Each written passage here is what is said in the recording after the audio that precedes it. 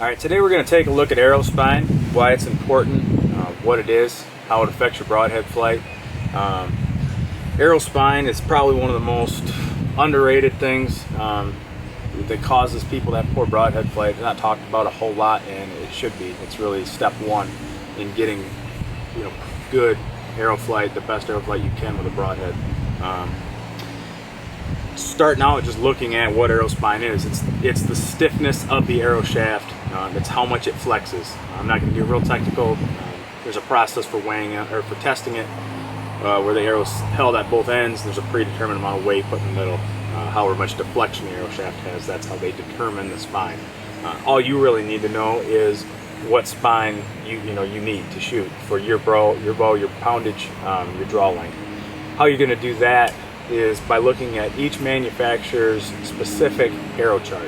So you've got to make sure if you're shooting, brand X, you're looking at brand X's arrow chart, because they vary brand to brand and arrow to arrow even. So make sure you're looking at the right chart, and you're going to look at your draw length, your poundage, and that's going to give you a number, whether it's 300, 350, 340, whatever it may be.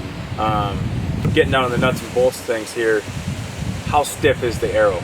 And if we shoot an underspined arrow, there's some pretty negative consequences when going to a broadhead, screwing that fixed blade broadhead on the end in particular.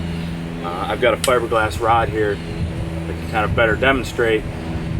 When you fire an arrow, all that stored energy in the bow is going into the tail end of this arrow. The weight at the tip is resisting it, it's causing it to flex. It's known as Archer's paradox. It's going to flex, then it's going to rebound, it's going to flex the other way. With a field point on the end, you're not going to notice a big difference if you're shooting an underspined arrow. As soon as you put that broadhead on the end, though, those blades on the broadhead act like wings. They cause it to steer, making really erratic flight. It's going to cause you not to be able to group too well. So when you're looking at arrow shafts, look at that spine chart, and if you're right on the bubble, you want to make sure that you go a little bit stiffer. It's not going to have any negative effects on arrow flight.